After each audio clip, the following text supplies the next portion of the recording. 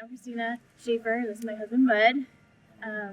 We really started so many years ago, back in the 90s, coming to Laurelville through our youth group.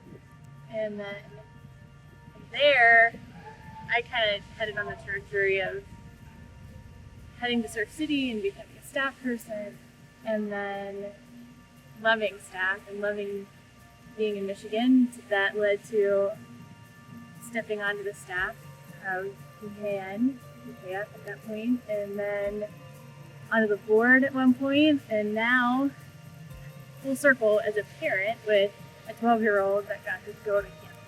It was through Christina that I saw a lot of the behind the scenes, all the details that kind of go into pulling off Surf City. And, experiencing it as a camper is one thing. Kind of see all the thoughtfulness that goes into executing something like that. Gives you a totally new appreciation for what it is. I would say the highlights would be just those long summer nights, spending so much time in authentic community with people that had the same mission and the same goals. It was phenomenal, and to this day there's some of my best friends. So we have a daughter, our oldest, Ellie, and she's 12 years old, and probably a few months ago sitting with her in the midst of COVID and working out of her bedroom and being isolated from friends, and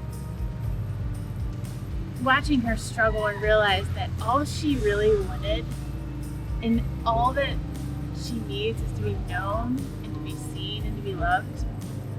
She was missing so much of that.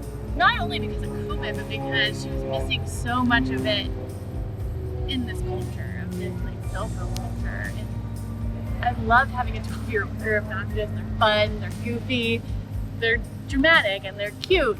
But the one thing that I was so crushed about last year was that she wasn't going to Laurelville. And those weekends were going by throughout COVID. My heart was sinking every single weekend because I knew that could have been the weekend that she would get to go, and that is what UKF is about. That's what Laurelville is about. That's what Surf City is about, is being known and loved and seen.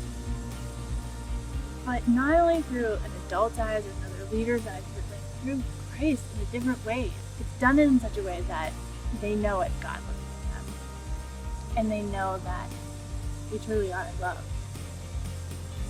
Surf City being that first opportunity for her to experience that, and to do so in such a kind of a magical, beautiful spot that really tears down the walls that people want to build up.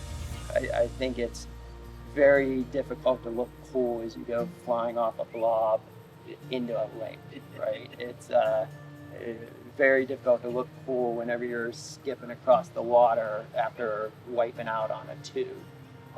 So all of that, I think, kind of tears down the walls and creates opportunities for the building back up. You kind of tear that down and then build them up, as you said, in Christ, right? Through your peers, through your leaders, and to have some of those authentic conversations, and to be vulnerable with one another in this type of setting. It was all that we're excited about. It was amazing after picking her up in camp. She was a mile a minute, non-stop talking about every little detail, every little funny thing. But it was as the day went on, as I'm tucking her into bed at night, just tears started flowing because she felt so loved and cared for and connected to the girls in her cabin and her leader that she never wanted that to ever change again. She experienced true, authentic relationships. It's so hard right now to do that.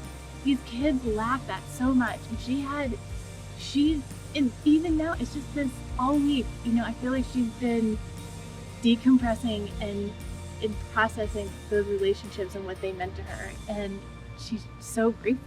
And it's just amazing to see that.